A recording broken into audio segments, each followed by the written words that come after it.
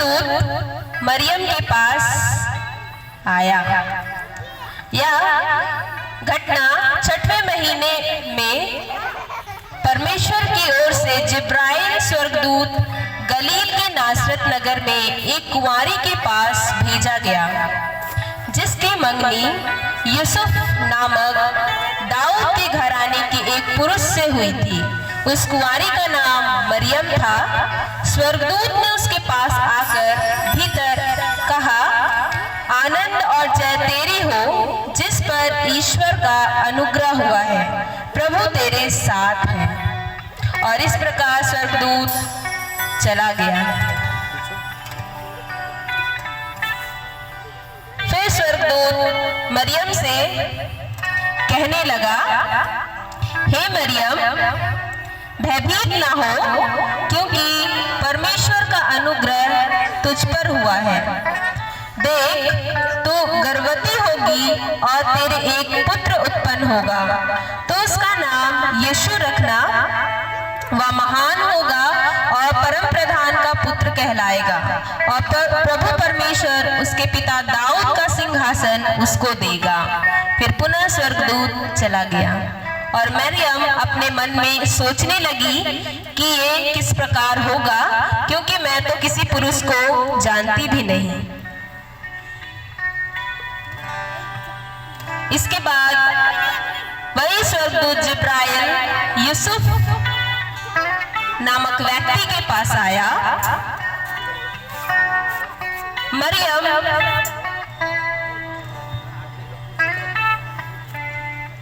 मरियम और यूसुफ के इकट्ठे होने से पहले मरियम पवित्र आत्मा से गर्भवती पाई गई। अतः उसका पति, जो धर्मी था और उसे बदनाम करना नहीं चाहता था, उसे चुपके से त्याग देने का विचार किया। जब वह इन बातों की सोच में था, स्वर्गदूत उससे कहने लगा कि तू मरियम को अपने यहाँ लाने से मत डर, क्योंकि जो उसके गर्भ में है वह पवित्र आत्मा की ओर से है।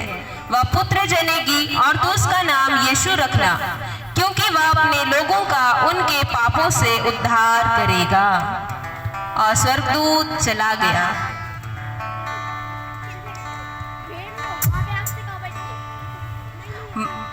इसके बाद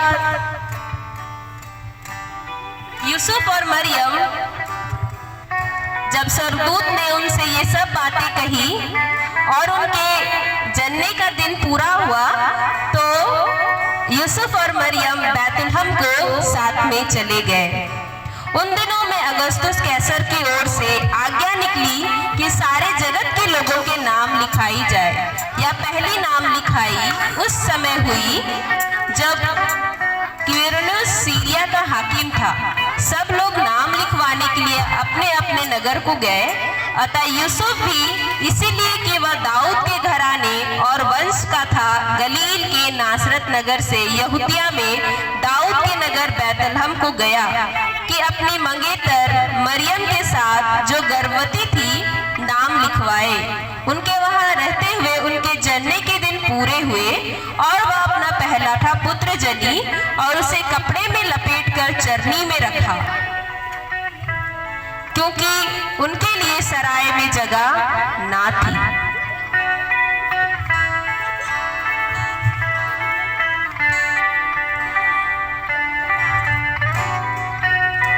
अब स्वर्गदूत जब यीशु मसीह का जन्म हो गया, तो सबसे पहले चरवाहों के पास गया, ताकि यीशु के जन्म को चरवाहों के साथ बांट सके। और चरवाहे रात के अंधियारे में मैदान के बीच बैठे हुए थे। उस देश में कितने गड़ेड़िए थे जो रात को मैदान में रहकर अपने झुंड का पहरा देते थे। प्रभु का एक दूत उनके पास आया और उसका तेज उसके चारों ओर चमका और वे बहुत डर गए। तब स्वर्गदूत ने उससे कहा, मत डरो, क्योंकि देखो मैं तुम्हें बड़े आनंद का सुसमाचार सुनाता हूँ, जो सब लोगों के लिए होगा कि आज दाऊद के नगर में तुम्हारे लिए एक उद्धारकर्ता जन्मा है और यही मसीह प्रभु है। और इसका तुम्हारे लिए यह पता है कि तुम एक बालक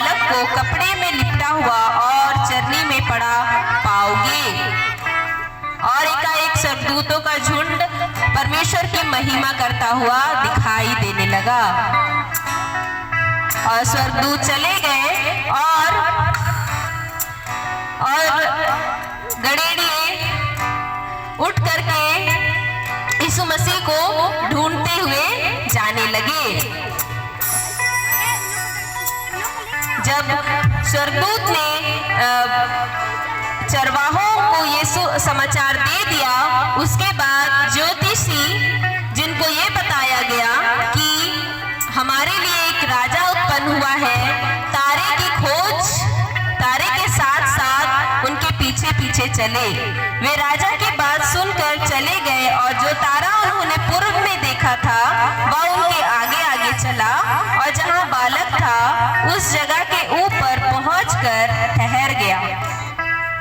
उस तारे को देखकर वे अति आनंदित हुए। उन्होंने उस घर में पहुंचकर उस बालक को उसकी माता मरियम के साथ देखा और मुंह के बल गिरकर बालक को प्रणाम किया और अपना अपना थैला खोलकर उसको सोना, लोबान और गंधरस भेंट चढ़ाई। और सब कोई, सारे गड़ेड़िए, सारे लोग, स्वर्गदूत भी आकर के सब मिल करके परमेश्वर की महिमा करने लगे।